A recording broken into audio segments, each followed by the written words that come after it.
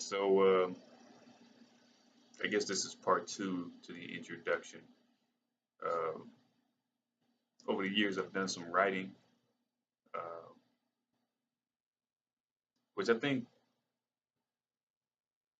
had a lot of potential, but a lot of it was poorly communicated. So I have some of it written down. I'm going to try to read it off, and if necessary, along the way, try to explain what I meant by it. See what kind of value I can derive from any of this.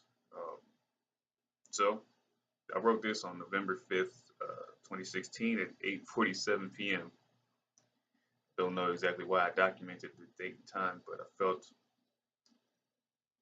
people back in the day used to do it before all the technology. So fucking whatever. But anyway, so it says I'll be reading a little bit, and I'll also kind of just be uh, just talking. I don't know if I'll differentiate what I'm reading to what I'm just talking about, but anyways, uh, you know, my YouTube name or my stage name or my alter ego, my spiritual name. Uh, I'm choosing to go with Truman Shame. I remember telling people about this. A couple of people when I first came up with the idea. I was like, you know, Truman Shame. I'm like, what does that mean? Initially, I don't even know why I should explain this. Initially, I just wanted to go with the name of shame, as in like to be ashamed, because I felt like it really defined a huge part of my character. So, um, from what I can recall, if I'm not misinformed, names used to mean something. Like it meant something, uh, like great warrior or something. I mean, I don't know what name I could give that would serve as an example to what I'm trying to set. But if you know what I mean, I appreciate it. If not, then whatever. So, anyways, yeah, Truman Shank. Um, I'd explain Truman, but I'm not too certain about the copyright issues just yet. So, trying to figure that out. Uh, but okay, over the years, I've been looking for myself. Uh, I'm not sure exactly where I am, but I believe that I'm on a promising track. I don't know a way that would communicate to you or communicate to a general audience accurately that which I intend to explain. I am, however, aware that my path towards this self realization began through my conscious recognition of the hate in which I possess for myself. Uh, it is not my intention to cry to you in depth or detail about my shame, but explain what thoughts have followed as a result of thinking such. Um,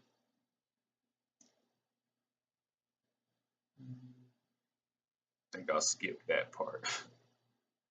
Uh, I've developed a deep appreciation for what I believe to be thought of as uh, the low life. Uh, in other words, the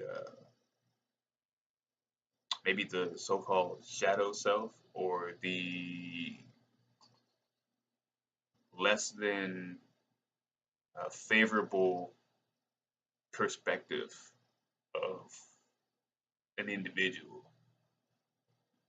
Uh, that's a whole nother maybe lane of conversation. But if you know what I mean, then I guess we'll be able to make sense of this. But I believe that you know, the acceptance or the appreciation and the acceptance of the low life is the or one of many keys to the freedom of the mind. The quote that comes to mind that I believe communicates simply the path of this thought that I follow is a quote that I believe came from Mark Twain. I don't know. You know how social media and online is. Like you could write a quote and say that whoever said it, but that doesn't necessarily mean that that person said it. So where I saw this from, it said that it was Mark Twain that said it.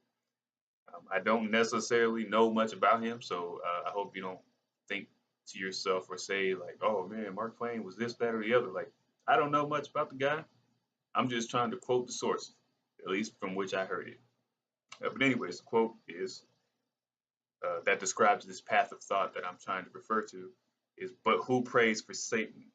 Uh, who in 18 centuries has had the common humanity to pray for the one sinner that needs it the most?"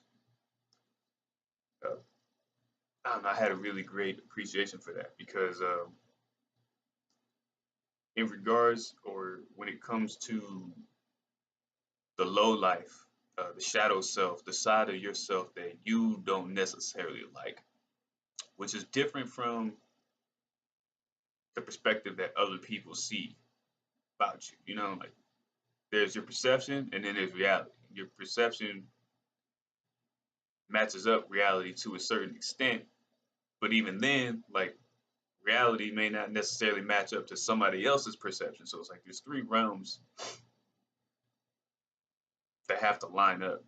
And at least in terms of how you feel about yourself, that's where I'm going with this. Like you have to first start with yourself and think about, what is it about you that you don't like? What is it about you that you consider to be a low life?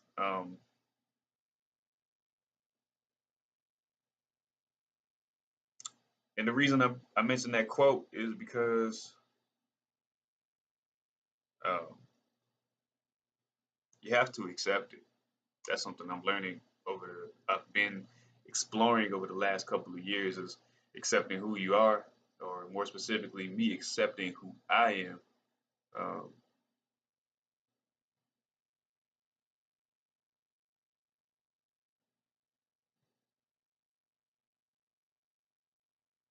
it's the only way to live. Like there's no other way. Uh, maybe I'll be able to elaborate on that in the future. But also to add to that, that was I said in my writings. I know that it is common to say I don't judge, uh, but I think judging is necessary. And I think maybe what we need to say more often is the I won't necessarily condemn you. I think you got to judge with an air of forgiveness. But anyways, yeah, maybe I should get back to this idea of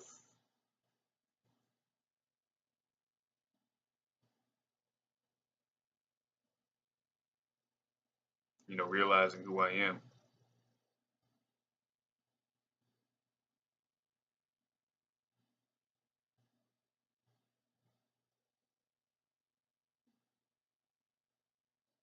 Or maybe not. The video is already 8 minutes long. Maybe I should just end it here because I know that I don't have the patience to sit there and listen to an hour-long video by somebody that I know or don't know, unless it's like super interesting. So I'll just end it with that and see what comes next.